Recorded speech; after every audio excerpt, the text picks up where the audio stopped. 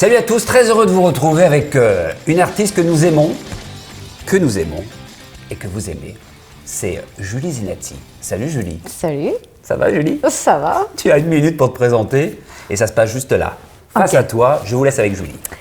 Julie Zenati, chanteuse, auteure, compositeur, mère de 2 enfants, méditerranéenne, à mes heures perdues évidemment mannequin, du haut de mes 1,80 m. Très heureuse d'être là et très heureuse de partager ce petit moment avec toi. Regarde, je parle d'un album. C'est l'album coup de cœur du moment, Méditerranéenne. Vous êtes obligé de vous procurer cet album pour les fêtes, puisque c'est très festif et surtout c'est un album de partage. Également une tournée à travers toute la France jusqu'à fin mars 2019, me semble-t-il. Tout à fait. Parle-nous et à la fois de la tournée et à la fois de l'album. Commençons par la tournée. Pour la première fois, il y a 2 chanteuses dites à voix qui se retrouvent sur scène. Donc Chimène, qui est avant tout mon amie, avant d'être ma collègue de travail. C'est pourquoi on partage aussi la scène ensemble. C'est un spectacle qui navigue entre joie, mélancolie, fête. On parle de nos Méditerranées respectives, à Chimène et à moi. On chante ensemble, parfois on est un duo, parfois on est solo, parfois on est choriste. Et c'est un grand moment de fête et de partage. Et il y a même des moments où on a l'impression que Chimène et moi, on ne fait qu'un. C'est-à-dire qu'on ne sait même plus qui chante, les voix se mêlent, s'entremêlent, et avec les gens, c'est très chouette. Et vous parlez entre vous, à travers vos regards respectifs, vous comprenez tout de suite ce que vous dites. On se connaît bien. L'une ou l'autre, également sur scène, c'est des chansons qui ont fait ton succès, celui de Chimène Badi, mais pas que, uniquement. On va retrouver aussi des chansons de l'album. Essentiellement. On va parler aussi du début de cette tournée, c'était en février, donc 2018. Ça se passe sur la scène du Bataclan. Alors avec Chimène et nos productrices de spectacles, pour nous, on avait envie de délivrer ce message dans cet endroit-là. Simplement parce qu'on voulait y célébrer la vie. L'idée, c'était de se dire qu'à un moment, des gens peuvent être ensemble, réunis, malgré leurs religions différentes, leurs couleurs différentes. Et dans cet endroit-là, pour nous, ça nous semblait ce pourquoi on s'était battu pour faire ce disque-là. On est tous rentrés dans cette salle, que ça soit Slimane, que ça soit Samira Bramian, Nawel, Elisa, qui sont aussi sur l'album et qui sont venus partager avec nous la scène du Bataclan, un grand silence. C'est-à-dire que bizarrement, d'habitude, quand tu arrives dans une salle, tu es tout excité, tu veux t'approprier les lieux, etc.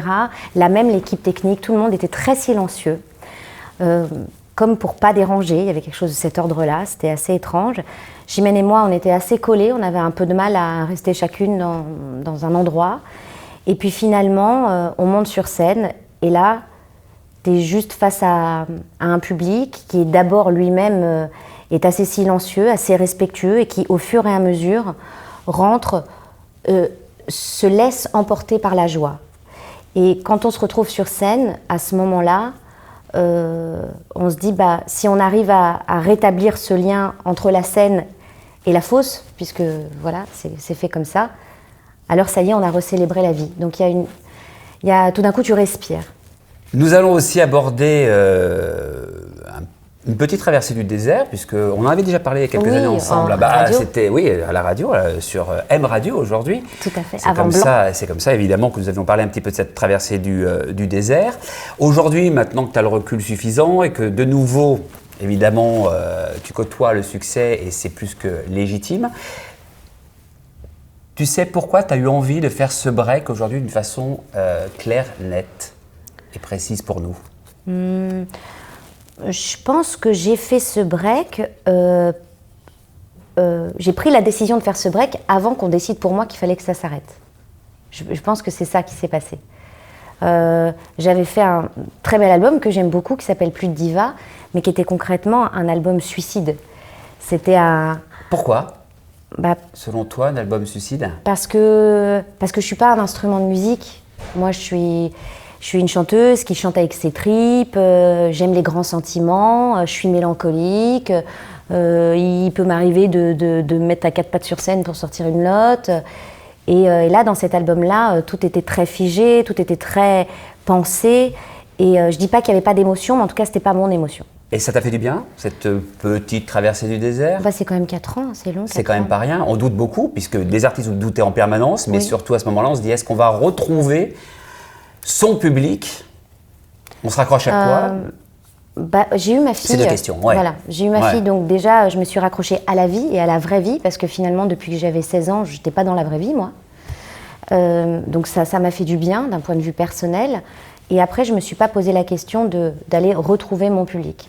Je me suis juste dit, si l'envie de musique me reprend, je vais faire de la musique, et puis on verra bien si à un moment, ça devient un disque.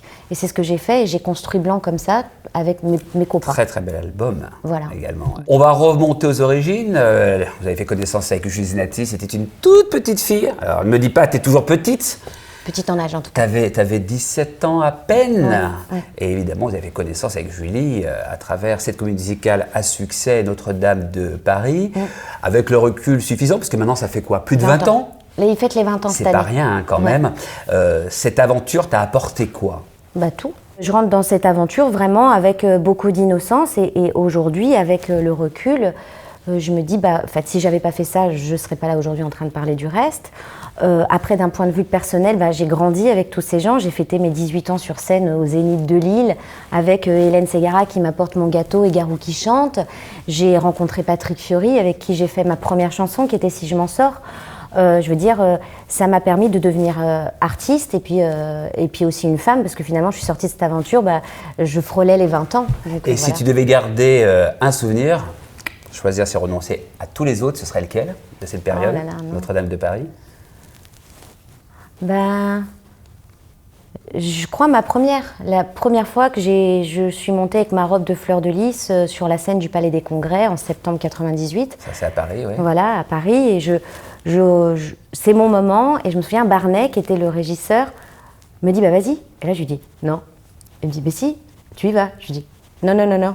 Et il commence à me pousser, moi je reste figée comme ça, je m'accroche presque au rideau, et là je chante, ma première intervention c'était avec Patrick, et là je vois une main rentrer comme ça derrière le rideau, et il me tire, et d'ailleurs ma mère m'a dit t'es rentrée un peu brusquement, non, ce soir? Je suis rentrée vraiment, je ne voulais pas y aller, et dès que j'ai ouvert la bouche, et d'un coup... Tu voulais plus ressortir, non, je trouve sortir ça de la ouf, scène. Ouais. Ah ouais, c'est comédie musicale. Une autre troupe, ça tombe bien puisqu'on va parler de cette des Enfoirés, puisque vous ne le savez peut-être plus, sauf ceux qui suivent Julie depuis pas mal d'années. 2003 jusqu'à 2009, tu es évidemment sur la scène de la troupe des Enfoirés. Et tout s'arrête en 2009, pourquoi? Parce que je pense... déjà, il y a 42 à peu près artistes sur les Restos du Cœur. Depuis le début, donc, alors non, au fur et à mesure, en fait, il y a eu de plus en plus d'artistes. Moi, quand j'ai commencé, il devait y avoir 20 artistes. D'accord. Donc, au fur et à mesure, un moment, on se retrouve avec il y a un peu un entonnoir, ouais. quoi. Il y a quand même beaucoup d'artistes. Et puis, il faut laisser la place aux plus jeunes, à ceux aussi qui attirent les nouvelles générations, à ceux qui permettent aux plus jeunes de s'intéresser à ce que sont les Restos du Cœur. Et voilà, et donc un jour on ne m'a pas appelée, quoi. Et tu penses quoi de toutes les critiques? Beaucoup d'artistes parlent de plus en plus, avec certains une certaine acidité, et certains justement des critiques objectives. Nous on a eu par exemple Thomas Dutronc sur le même canapé que l'a fait toi. Beaucoup. Oui, qui l'a fait beaucoup et qui était un peu déçu de voir que certains artistes ont tendance à faire du push. Oui, à pousser un peu, à vouloir... Ça a toujours existé. Oui, ça a toujours été. Je sais pas, moi quand je l'ai fait... Tu poussais les autres? Non, moi je me retrouvais beaucoup à chanter quand c'était pas filmé, et un peu moins quand ça l'était, quoi. Ouais. Mais bon, après c'est le jeu, je crois que... Je veux dire, c'est comme dans une entreprise, t'as toujours des coqs, et puis t'en as d'autres, ils sont plus discrets. Voilà, après je crois qu'il faut pas trop y prêter cas et pas oublier ce pourquoi on est là. C'est-à-dire... Julie, on passe tout de suite à l'actu commentée.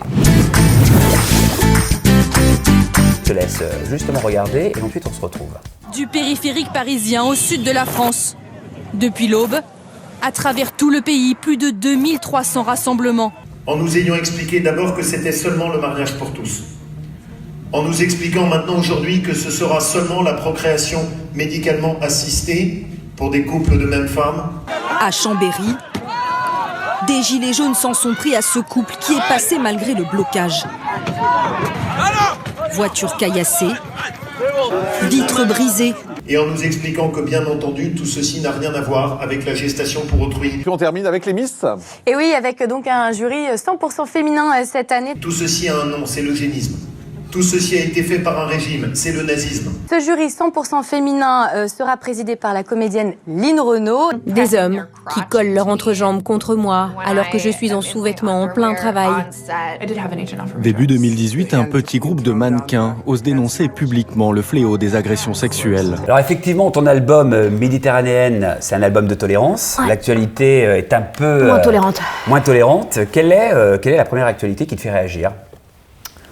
Le hashtag MeToo. Ça c'est le premier truc tout de suite qui me... Je trouve ça tellement violent qu'on puisse à ce point-là penser pouvoir avoir un ascendant parce qu'un sexe est inférieur à un autre. Et c'est terrible les dégâts que ça fait. Et d'ailleurs c'est bien parce que la parole se libère, donc c'est important de continuer à dire que c'est pas normal en fait qu'un homme touche les fesses d'une nana, c'est pas normal de se faire traiter de salope si on se retourne pas dans la rue, tout ça c'est pas normal en fait. Tu as été confrontée à ce genre de situation depuis que tu es connue ?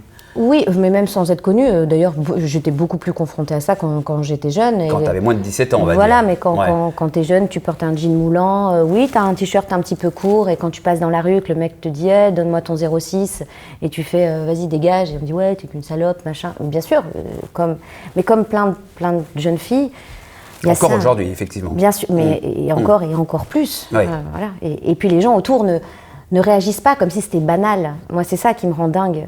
C'est-à-dire que je ne sais pas si les gens ont peur des autres ou si ils trouvent ça normal eux aussi. Enfin, il y a ça. Et puis, évidemment, le mariage pour tous, moi, je trouve que c'est... Très engagé depuis très longtemps. Oui, avec les photos que j'avais faites avec Olivier Sciappa.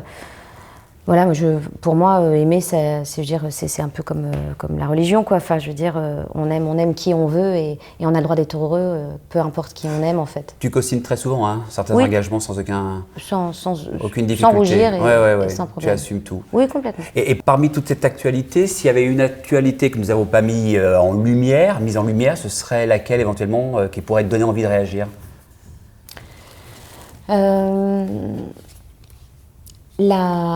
Le harcèlement à l'école. Encore récemment, un petit garçon qui s'est suicidé, je crois qu'il avait 11 ans. Je me demande, en tant que mère aujourd'hui, qu'est-ce qu'on n'a pas fait ou qu'est-ce qu'on doit faire, enfin je ne sais pas, pour penser le mal-être de ses enfants. Comment à 11 ans, en fait, on peut avoir une envie de mourir. Mais si tes enfants étaient confrontés à l'harcèlement scolaire, quelle serait ta réaction de maman, objectivement ? Extrêmement violente, c'est sûr, dans un premier temps, donc pas forcément constructif.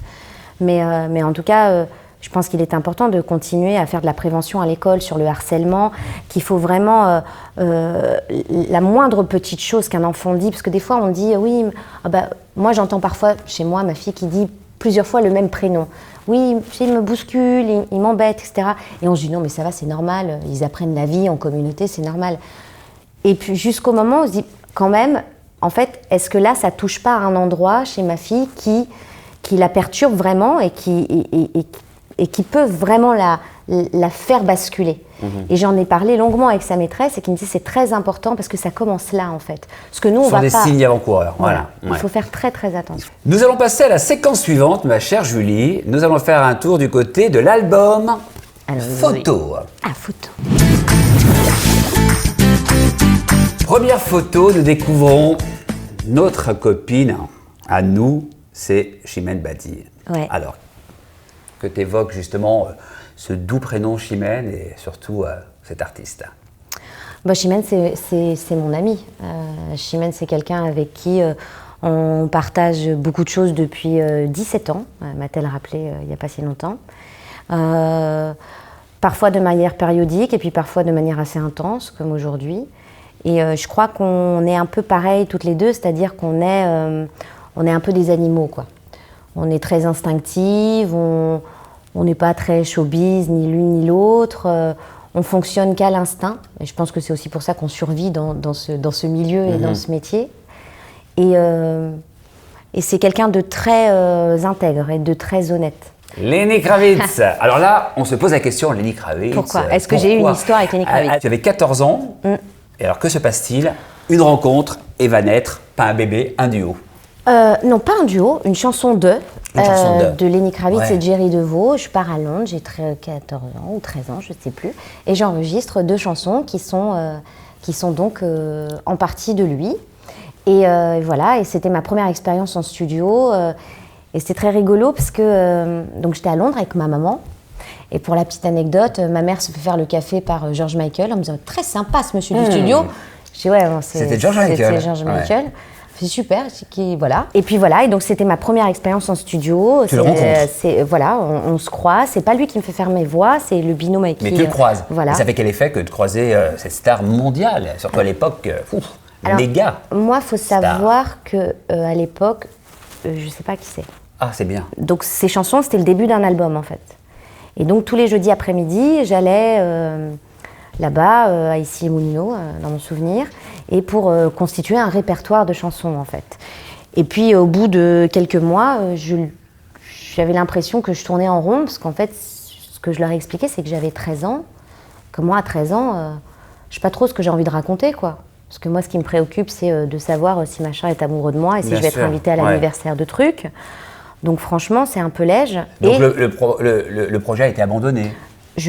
On rompt le contrat. Ah, carrément. Parce que c'est mes parents qui avaient signé pour moi. Est-ce que tu t'en souviens? Est-ce que tu pourrais nous redonner une des 2 chansons? Chaque seconde avec toi, j'aime ça, car c'est comme un rêve chaque fois. Chaque seconde avec toi, j'y crois, que ça ne s'arrête pas. Mais tu sais que tu devrais les reprendre. Ça pourrait être peut-être des tubes en puissance. Peut-être, je sais pas. Non, mais c'est très touchant. C'est gentil. Photo suivante. Non, mais c'est très touchant. Ah, Patrick rencontre évidemment dans Notre-Dame de Paris. Toujours en contact avec Patrick. Toujours. Tout se passe très bien. Et on a d'ailleurs, on a fait une très jolie chanson avec une auteure avec laquelle il travaille, qui s'appelle Ariane. Et puis Si je m'en sors, qui était aussi. Oui, qu'on a fait tous les deux. Puis après, on a fait beaucoup de chansons ensemble. Ouais. Mais on a retrouvé notre essence artistique sur l'album blanc avec une chanson qui s'appelle Part sans rien dire. Et voilà. Alors, sans être intrusif, puisque tu sais que je ne le suis pas du tout, c'est compliqué. 2 célébrités qui se rencontrent, 2 célébrités qui s'aiment et qui durent autant dans le temps. Ces temps, ce n'est quand même pas rien. Non, parce qu'on est bons amis. On a toujours été amis avant tout. Après, ouais. Aussi. On est amis, quoi. Je sais pas, moi, Patrick, en fait, ça fait 20 ans que je le connais. Je l'ai connu, j'étais un bébé, il m'a vue enceinte, je sais pas, c'est mon ami, quoi, il fait partie de ta vie. Voilà. Ah bah ça c'est mon mari. Bah oui, ça c'est ton mari. Mais alors il se ressemble pas du tout, mon mari. Cette photo là, elle fait flipper. Non mais c'est bien lui quand même. Mon mari. Mais j'ai eu un petit moment de doute. Hein. Pourquoi c'est lui et pas un autre? Alors ça, la question est pas si anodine que ça. Ah oui, on parle d'amour là. Bah parce qu'il est exceptionnel, je sais pas. Et parce qu'on a 2 enfants exceptionnels. Puis parce qu'on se connaît depuis le lycée. Hein. Depuis le lycée, vous connaissez? Ouais. Ah, donc ça avait déjà commencé avant? Pas du tout, on était copains. Juste copains? Ouais. Et puis vous êtes restés copains? Puis je le connais depuis que j'ai 14 ans. Donc au départ, c'est un ami qui devient ton mari. C'est hallucinant comme histoire. Ouais. C'est joli par ailleurs comme histoire. Également donc une petite fille qui va naître. Ouais. Et alors, un accident, il t'en a parlé, un AVC, c'est quand même pas rien. Ouais. Comment justement tu en es remise, sachant que quand ça tombe dessus, tout vous tombe, voire même le pire pour certains, malheureusement, et certaines. Moi, j'ai eu beaucoup de chance. J'ai été prise en charge très, très vite parce que j'étais enceinte. Du coup, tout a été très, très vite. En vrai, c'est assez flou. Benjamin en parle. Lui était très traumatisé par ça. Moi, je sais pas, j'ai l'impression que ça fait même pas partie de ma vie, en fait. Tu l'as carrément zappé? Ouais, je crois. Ouais. C'est-à-dire que c'est quelque chose évidemment de très particulier, mais à la fois ça fait partie de la vie, même si c'est un rapport qui peut être moi, ma pire. seule préoccupation à ce moment-là, c'était mon bébé. C'est le bébé, ouais. Donc en fait, je ne posais que des questions là-dessus. Et alors, ça a été aussi le déclic peut-être pour avoir une philosophie de vie différente. Quelle est aujourd'hui ta philosophie de vie à travers cette étape que tu as vécue, cet AVC? C'est de se dire, on avance, on prend ce qu'il y a, et ce qu'il n'y a pas, on ne regrette pas de ne pas l'avoir. On vit l'instant présent intensément, c'est l'intensité de l'instant présent. Ouais, en tout cas le plus possible. Le plus possible. Séquence suivante, filtre ou sans filtre? Première question, et tu dois lire la question. À haute voix. Eurovision ou The Voice? T'as refusé les deux.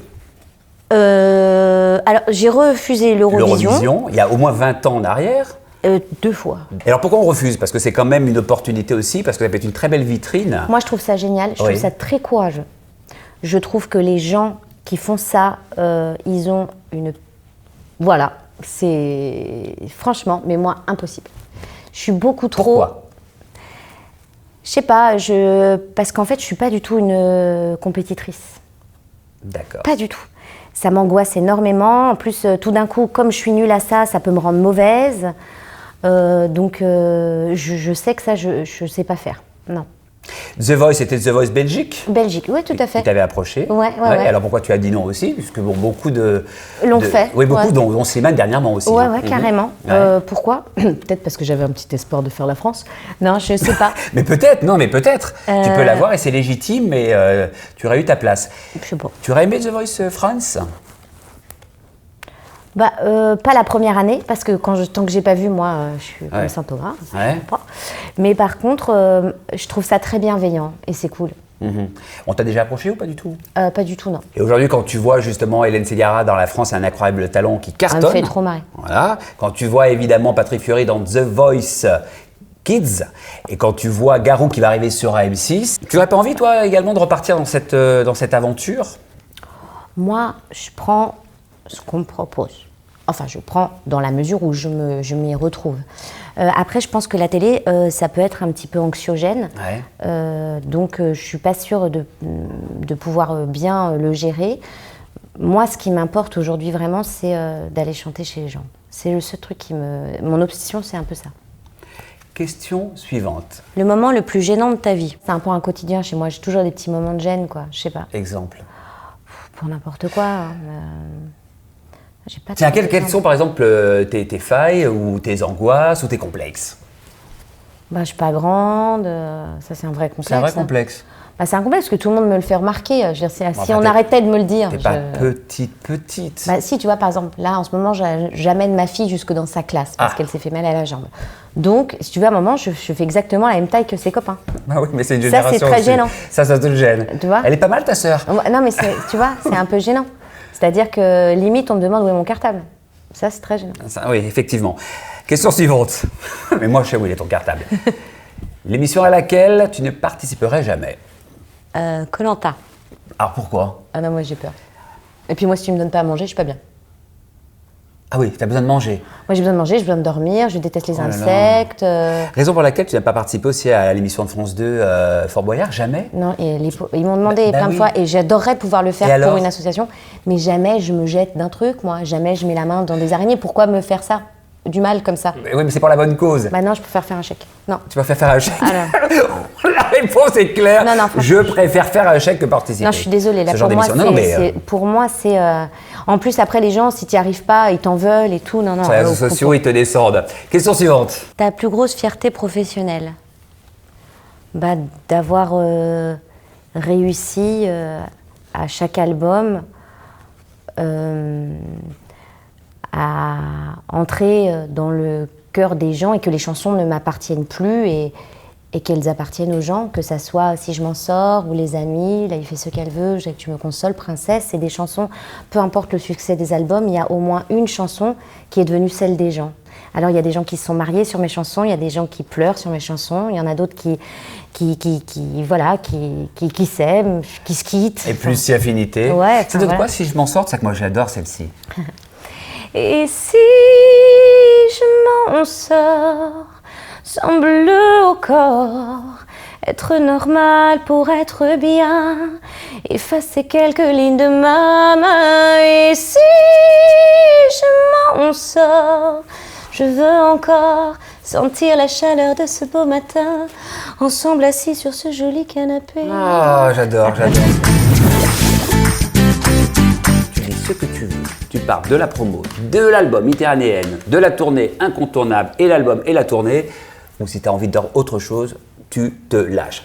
Je t'embrasse. Merci. Ma Julie, j'y vais. Merci, Je t'attends dans la merci pour voiture. le café. Hein. Bah oui, attends, les cafés c'est pour moi. Hein. Fait plaisir. Attention. Hein. Alors je vais profiter de ce petit moment entre nous, tout simplement pour remercier tous les gens qui ont participé à Méditerranéenne. Et tous les gens qui, ensuite, par extension, viennent dans les salles nous voir avec Chimène. Parce que ce projet-là, c'est plus qu'un concept d'album, c'est une vraie parole de femmes, de mères, de jeunes femmes, d'une génération qui avait envie de partager et de dire que la France est belle quand elle est mélangée. Et alors je profite pour remercier Slimane, Samira, Nawel, Elisa, Issoulatine, Rose, Cabra et évidemment Chimène et Claudio pour m'avoir permis de réaliser ce rêve de fraternité et de respect. Et je remercie tous les gens qui depuis le Bataclan, donc le mois de février dernier, nous accompagnent dans les salles et partagent avec nous ce message d'amour et ce message humaniste. Donc voilà, merci.